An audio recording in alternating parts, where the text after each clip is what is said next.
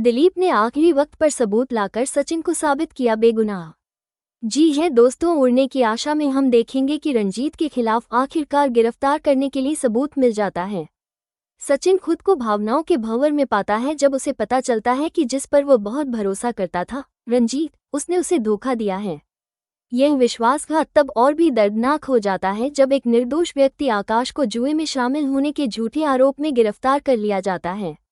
अपनी बेगुनाही के बावजूद आकाश को हिरासत में ले लिया जाता है और सचिन सदमे और उलझन में अपने आसपास हो रही घटनाओं को समझने के लिए संघर्ष करता है। जैसे ही आकाश को कुछ पलों के लिए रिहा किया जाता है, वो सचिन को गले लगाने दौड़ता है और उसे विश्वास दिलाता है कि उसने कुछ भी गलत नहीं किया है।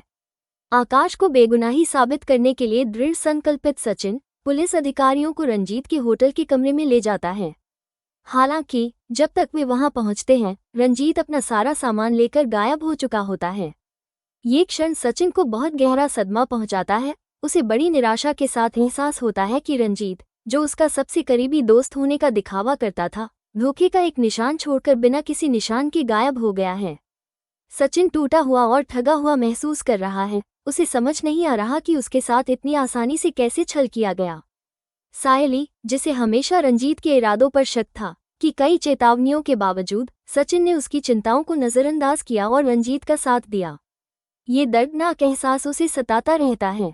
इस बीच रिया और परेश पुलिस अधिकारी से आकाश को रिहा करने की गुहार लगाते हैं, लेकिन पुलिस अधिकारी समझाता है कि रंजीत के खिलाफ ठोस सबूत के बिना आकाश को रिहा करना नामुमकिन है।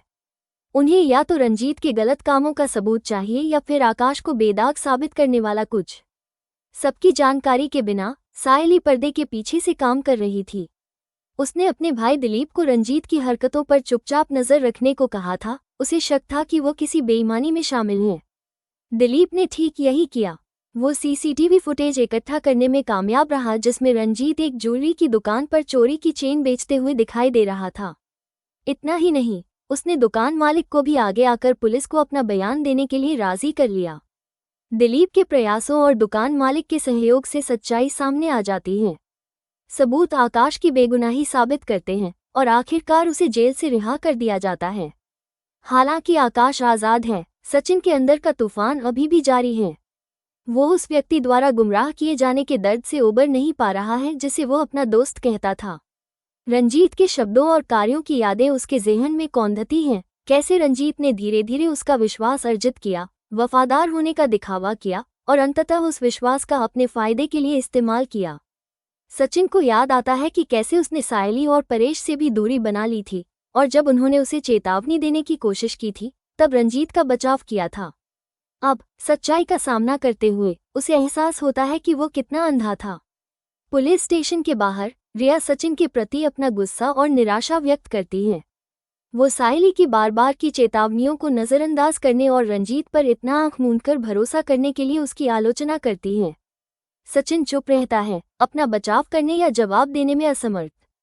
दिन भर वो विचारों में खोया रहता है, अपराधबोध और दुख से ग्रस्त। उसे लगता है जैसे उसने न केवल एक दोस्त बल्कि अपना एक हिस्सा भी खो दिया है। भावनात्मक बोझ इतना भारी है कि वो अपने करीबी दोस्तों के साथ भी साझा नहीं कर सकता। अचानक यादों के पुलिंदे में सचिन को एक शांत जगह याद आती है जिसका जिक्र रंजीत ने एक बार किया था। एक ऐसी जगह जहां वह अकेले रहने के लिए जाना पसंद करता था।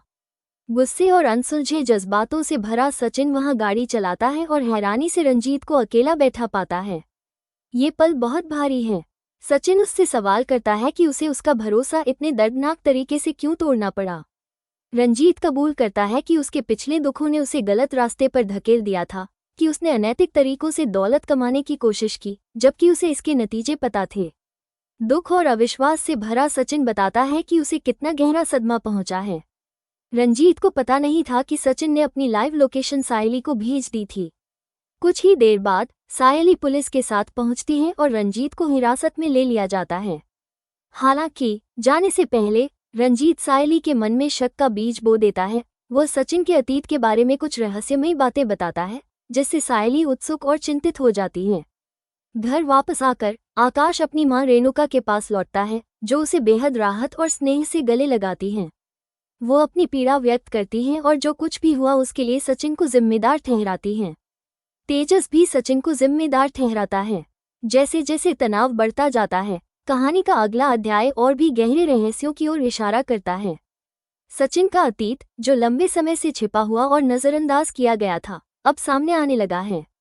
सायली उससे सवाल जवाब करने लगती है, लेकिन सचिन हमेशा हिचकिचाता है, अपनी पिछली जिंदगी के राज बताने से हिचकिचाता है।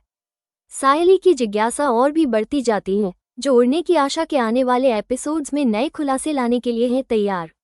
आज के एपिसोड में बस इतना ही। कमेंट में बताएं ये स्टोरी कैसा लगा।